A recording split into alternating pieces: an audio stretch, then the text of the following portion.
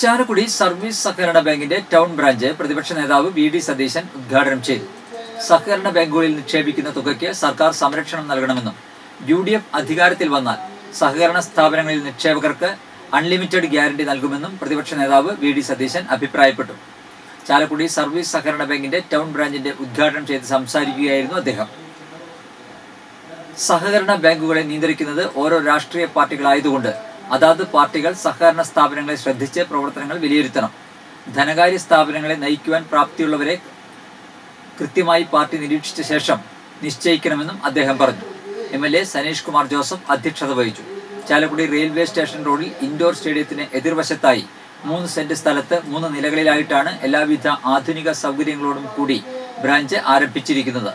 Strong റൂമിന്റെ ഉദ്ഘാടനം നഗരസഭാ ചെയർമാൻ ഷിബു വാലപ്പൻ നിർവഹിച്ചു. സെക്രട്ടറി മിനി KJ റിപ്പോർട്ട് അവതരിപ്പിച്ചു. നഗരസഭാ മുൻ ചെയർമാൻമാരായ VO പൈലപ്പൻ, എബി ജോർജ്, പ്രതിപക്ഷ നേതാവ് CS Suresh, ward councillor Nitha Paul, വിവിധ ബാങ്ക് പ്രസിഡന്റുമാരായ ജോയ് മൂത്തേടൻ, ഇട്ടൂപ്പ് ഐനിക്കടൻ, മുൻ bank president OS Chandran, Anto Melepuram, Joy Maliyekkal, മുൻ secretary Sabin KP, vice president Reena Davis തുടങ്ങിയവർ സംസാരിച്ചു.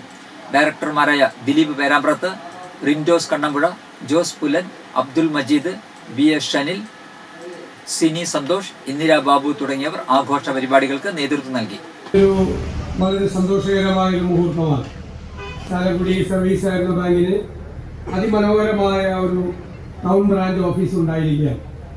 നഗര ഹൃദയത്തിൽ തന്നെയുള്ള മനോഹരമായ ഒരു ഓഫീസ്. ഏകദേശം 7 മാസം മുമ്പാണ് ഇതിൻ്റെ തറക്കരുത്ത്. 7 മാസങ്ങൾക്കകം തന്നെ അത് ഉദ്ഘാടനം ചെയ്യാൻ കഴിഞ്ഞു എന്നുള്ളത് ഏറ്റവും പ്രത്യേകമായ ശ്രദ്ധേയമായ ഒരു കാര്യമാണ്.